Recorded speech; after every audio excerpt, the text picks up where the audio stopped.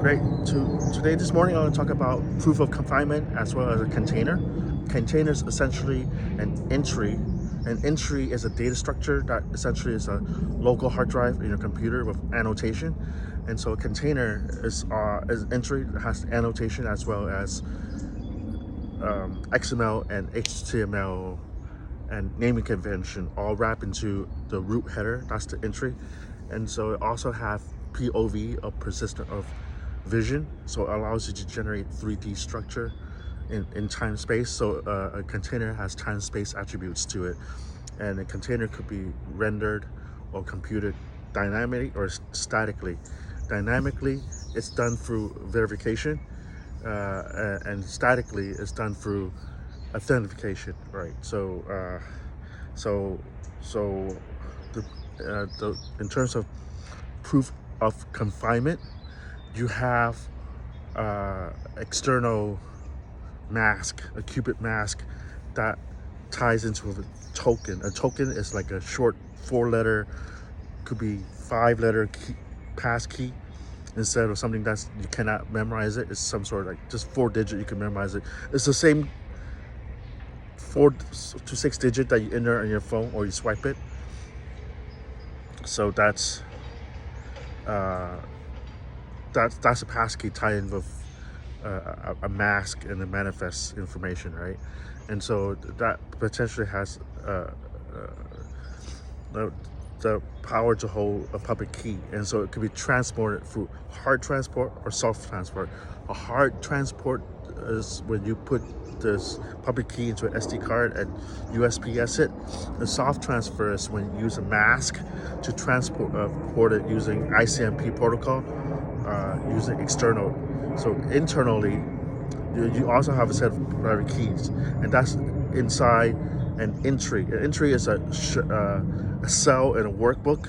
It could be Cupid. The workbook could be not just two-dimensional, it could be 3-dimensional because it has a portal and a worksheet. A workbook also has another dimension.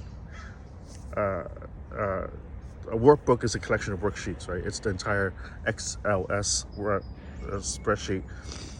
So that allows it to, if you transmediate, you transfer your container into the public realm, like McDonald's. Like when you order something using your iWatch, that's transfer already. Intermediation is when you transfer public realm to another public realm, and you have two types of public realm: dark node and gray tunnels. Dark node is just media files that's generated, like Plastic Tornado, music reacted, and dark tunnels are flying cars. It has its stuff, and basically,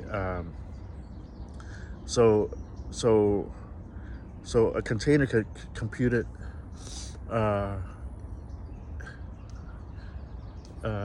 intrinsically. I guess you could call it intrinsically or extrinsically, right?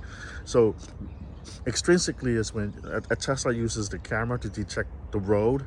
That's extrinsic. Intrinsic, because it goes in, the data goes into the system, the camera, to drive, right? Extrinsically is when you use your pole array. It's a 3D modeling language that generates the 3D structure, just like Minecraft, extrinsically, right?